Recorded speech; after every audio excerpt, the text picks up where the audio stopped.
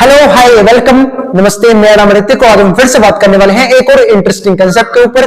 तो ये वीडियो उन बच्चों के लिए मोस्ट इंपोर्टेंट होने वाली है जिनका या तो बीए प्रोग्राम में थर्ड सेमेस्टर का एग्जाम है या फिर जिनके पास सब्जेक्ट है इंटरमीडिएट माइक्रो इकोनॉमिक्स। तो चलो फिर शुरू करते हैं लेसन नंबर 4 डिसीजन मेकिंग के एक और इंटरेस्टिंग कंसेप्ट का। और इसी के साथ ये हमारी सेकंड लास्ट वीडियो होगी चैप्टर की। इसके अंदर बस मात्र एक वीडियो बनाऊंगा लेसन नंबर 4 के ऊपर, उसी के साथ हमारा लेसन नंबर 4 खत्म हो जाएगा। तो चलो फिर देखते हैं एक्सपेक्टेड यूटिलिटी। एक्सपेक्टेड यूटिलिटी का मतलब क्या होता है? देखो, हम अगर कंज्यूमर पॉइंट ऑफ व्यू से बात करें तो कंज्यूमर का मेन काम ही क्या होता है कि वो अपने रिसोर्सेज, अपनी इनकम, अपने पैसों को इस तरीके से यूज करे, इन गुड्स और सर्विसेज में यूज करे जिससे उसका सेटिस्फेक्शन मैक्सिमम हो जाए। आई बात समझ गए? इसको क्या बोलते हैं? Expected utility.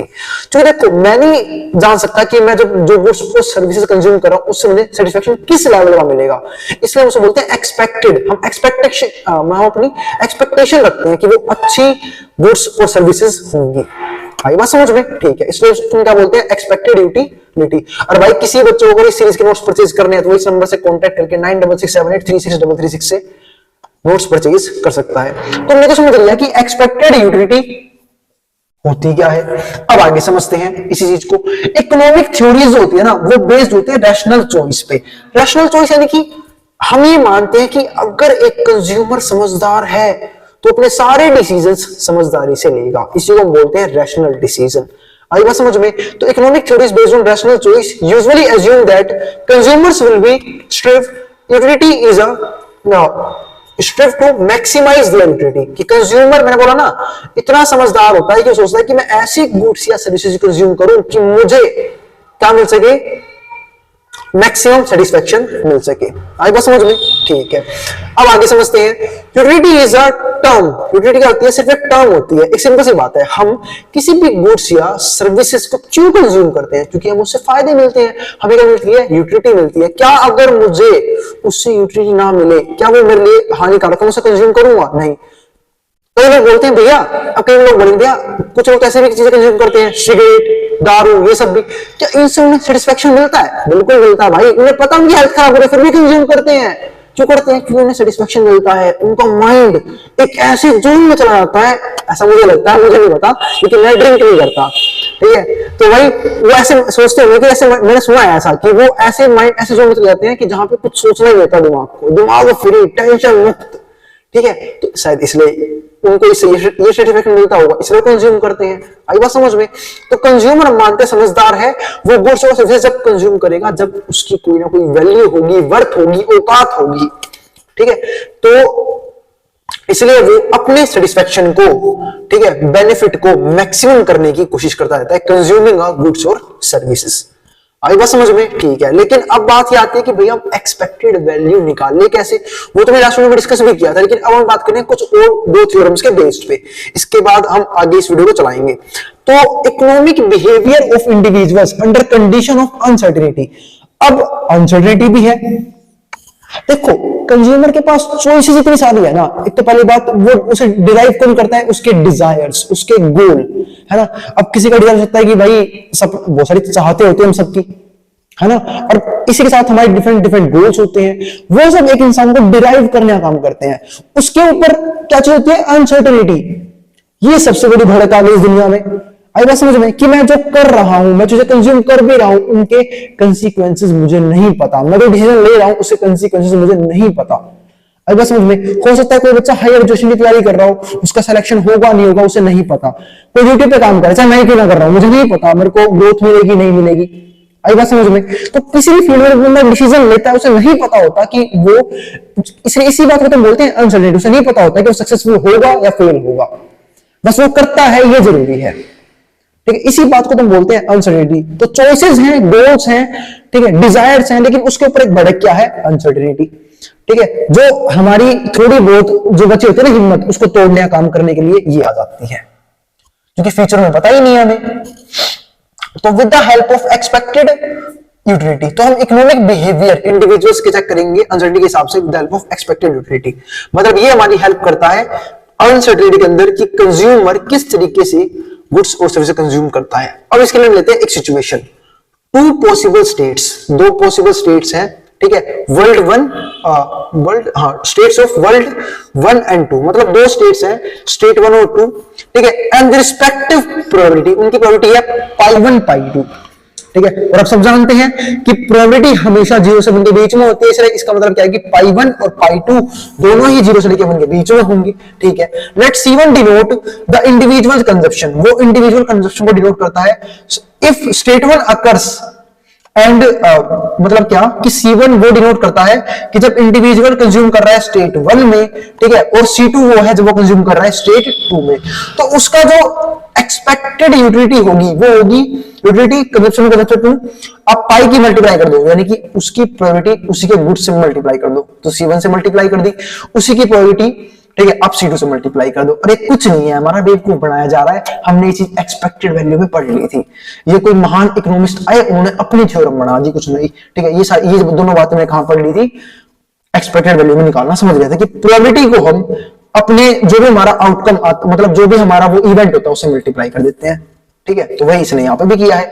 अब एक्सपेक्टेड यूटिलिटी होती क्या है, एक बार फिर समझ लेते हैं। द सम ऑफ यूटिलिटीज, क्योंकि देखो हम एक तरह की गुड्स या सर्विसेज तो कंज्यूम करते नहीं है, क्योंकि अगर कर रहे होते फिर तो हमारे पास चॉइस की दिक्कत नहीं थी, चॉइस ही नहीं होती हमारे पास फिर, क्योंकि सबको करना है एक ही चीज करनी है, सबको कंज्यूम करना है एक ही चीज खाना है, ऐसा नहीं होता ना, हमारे पास चॉइस होते हैं कि ये करे या ये करे। अब दिक्कत क्या है कि ये करे ये करे, ये होता है कि हमारे पास हर चीज लिमिटेड है, टाइम लिमिटेड, इनकम लिमिटेड, ठीक है, पर डिजायर्स अनलिमिटेड। अब टाइम लिमिटेड है तो मेरे पास दो ही चीजें है ना, या तो मैं काम कर लूं या मैं पढ़ लूं या मैं पढ़ा लूं, तो टाइम सबके पास 24 घंटे ही है और हमें वही डिस्ट्रीब्यूट करने होते हैं अपने अलग अलग तरह के कामों में, ठीक है, और उसी में आराम भी करना है, 8 घंटे की नींद उसी में नहीं है, आई बात समझ में, ये सारी चीजें हो जाती हैं। तो एक्सपेक्टेड यूटिलिटी क्या होती है, सम ऑफ यूटिलिटीज, इसका मतलब क्या है कि जो हम अलग अलग तरह के, ठीक है, coming from all possible outcomes of a deal weighted by probability of each occurring, ठीक है।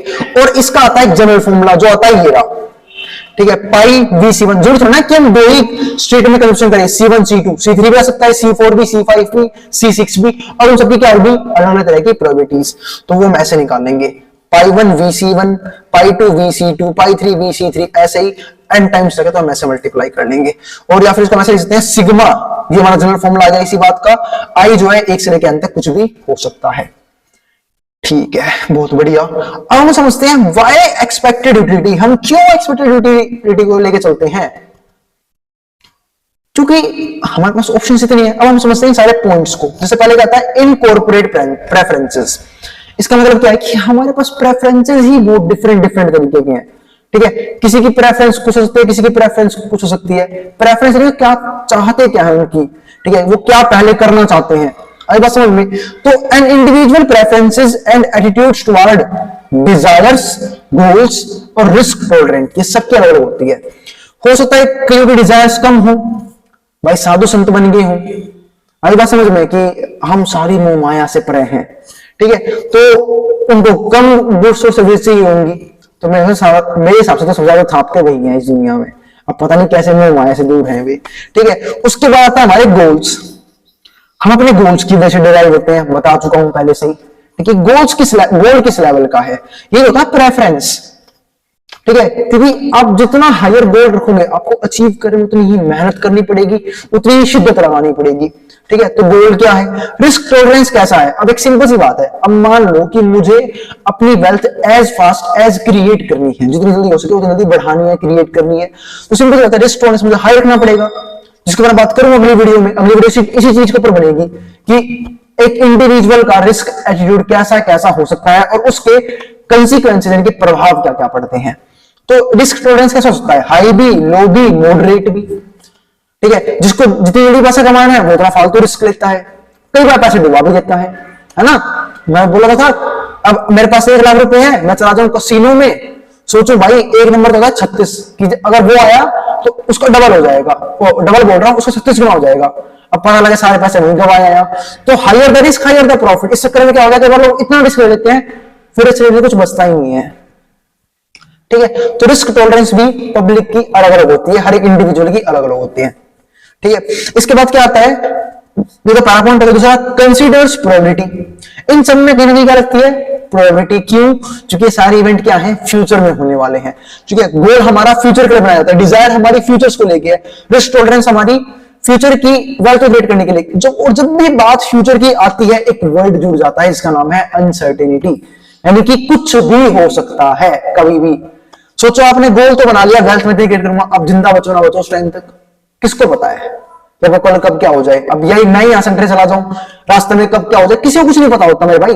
ठीक है, तो अनसर्टेनिटी का मतलब क्या होता है कि जब फ्यूचर का आपको ना पता हो तो ये तीनों चीजें कहीं ना कहीं फ्यूचर से इफेक्ट हो जाती है। हम गोल तो बना लेते हैं 30 साल बाद मुझे ये चाहिए, मुझे ये चाहिए, आई बात समझ में, फ्यूचर को लेके। ठीक है, डिजायर्स बना लेते हैं, रिस्क सोच लेते हैं, जिसके चक्कर में कई बार हम अपनी प्रेजेंट कंजप्शन भी सेक्रीफाइस करते हैं, और करना भी जरूरी है। मैं मानता हूं ये चीज, मैं बिल्कुल गलत नहीं मानता कि जो लोग सोच रहे हो ना कि भैया मना कर रहे हैं कि जो कमाओ वो सब उड़ा दो, नहीं भाई, मैं खुद इन्वेस्ट करता हूं अलग अलग जगह और वो जरूरी भी है, पर एक लिमिट में। मतलब हमें अपनी प्रेजेंट कंजप्शन पर भी ध्यान देना चाहिए और साथ साथ फ्यूचर के लिए अपने आप को बचाना भी चाहिए।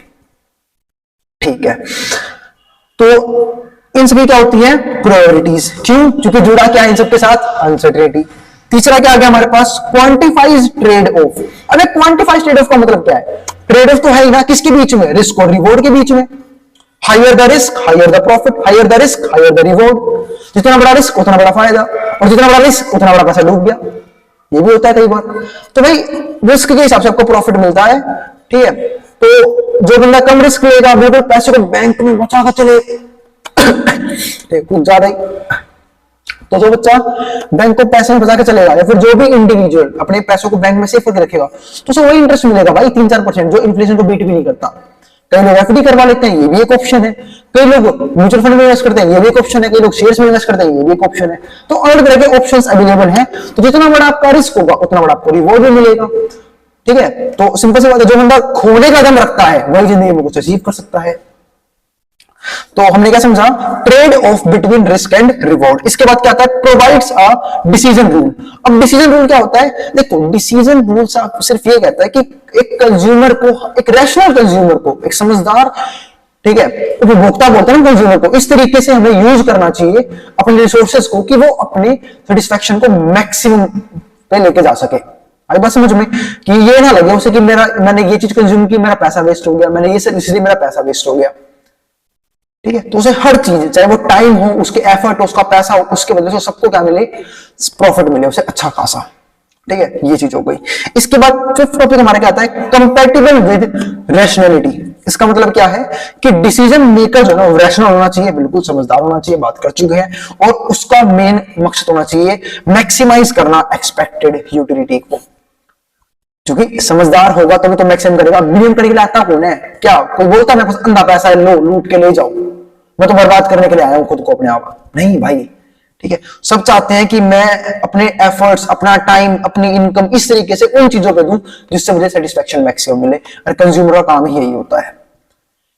तो उम्मीद है ये वाली वीडियो आपको समझ में आ गई होगी। तो भाई अगर वीडियो पसंद आई हो तो वीडियो को लाइक किए बिना मत जाना, और चैनल को सब्सक्राइब भी कर लेना ऐसी वीडियोस के लिए। और जिन्हीं बच्चों को इस सीरीज या इस चैप्टर के नोट्स परचेज करने हैं वो इस नंबर पेमेंट करके नोट्स परचेज कर सकते हैं। दूसरी बात, आज ही रात को मैं इसकी 4th वीडियो अपलोड कर दूंगा इस चैप्टर की। लेसन नंबर 4 में रात को ही खत्म कर दिया है, क्योंकि काफी बच्चे बोल रहे थे कल है, तो मैंने सोचा कि एफर्ट्स तो मार रही है फ्यूचर में भी, तो वीडियो भी बना लेता हूँ। लेसन नंबर 4 जो होगा वो होगा कि रिस्क, ठीक है, एटीट्यूड अलग अलग कंज्यूमर्स का, अलग अलग इंडिविजुअल्स का कैसे होता है, और उसके क्या क्या कंसीक्वेंसेस उन्हें झेलने पड़ते हैं। आई बात समझ में। तो मिलते हैं अगली वीडियो में। अब जिसको जो उतारना है, जो स्क्रीनशॉट लेना, वो ले सकता है मेट्रो बोर्ड के सामने से।